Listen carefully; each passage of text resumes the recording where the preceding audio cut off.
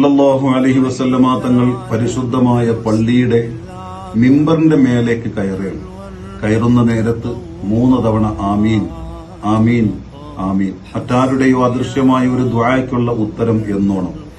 ഇത് മനസ്സിലായ സ്വഹാബത്ത് അതെല്ലാം കഴിഞ്ഞതിന് ശേഷം നബി തങ്ങളോട് കാര്യം അന്വേഷിച്ചു. അപ്പോൾ അല്ലാഹുവിന്റെ മുത്തനബി പറഞ്ഞു, അത്താനി ജിബ്രീൽ അലൈഹിസ്സലാം. ഞാൻ ഈ മിമ്പറിന്റെ പടവുകൾ കയറുമ്പോൾ ജിബ്രീൽ അലൈഹിസ്സലാം എന്റെ മുമ്പിലേക്ക് വന്നു. എന്നിട്ട് എന്നോട് പറഞ്ഞു, 3 കാര്യങ്ങളെ സംബന്ധിച്ച് പറഞ്ഞു.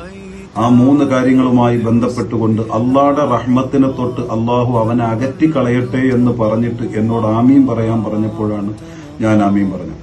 ഏതാണ് ആ 3 കാര്യങ്ങൾ?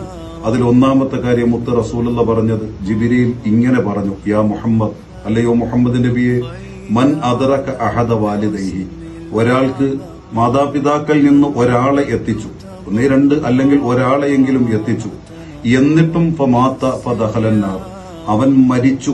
അതായത് ഈ മാതാപിതാക്കളെ കിട്ടിയിട്ടും ഒരുപാട് നാളുണ്ടായിട്ടും അവൻ മരിച്ചു, പക്ഷെ അവൻ നരകത്തിൽ പോയി എന്ന് പറഞ്ഞാൽ ആ മാതാപിതാക്കൾക്ക് സേവനം ചെയ്യുകയോ അവർക്ക് പാദസേവ ചെയ്യുകയോ അവരുടെ നല്ല ദുആ കിട്ടുന്ന തരത്തിൽ അവൻ അവരോട് പെരുമാറുകയോ ചെയ്യാതെ അവരെ ഉപദ്രവിക്കുകയോ ഒക്കെ ചെയ്ത് അവരെ പ്രയാസപ്പെടുത്തി, എന്നിട്ട് ഇവൻ മരിച്ചു, അങ്ങനെ ഇവൻ നരകത്തിൽ പോയാൽ അള്ളാഹു അവന്റെ റഹ്മത്തിനെ തൊട്ട് അവനെ വിദൂരത്താക്കട്ടെ എന്ന് പ്രാർത്ഥിച്ചതിനു ശേഷം നബിയോട് ആമീൻ പറയാൻ പറഞ്ഞപ്പോഴാണ് ഞാൻ ആമീൻ എന്ന് പറഞ്ഞതെന്ന് മുഹമ്മദ് മുസ്തഫ.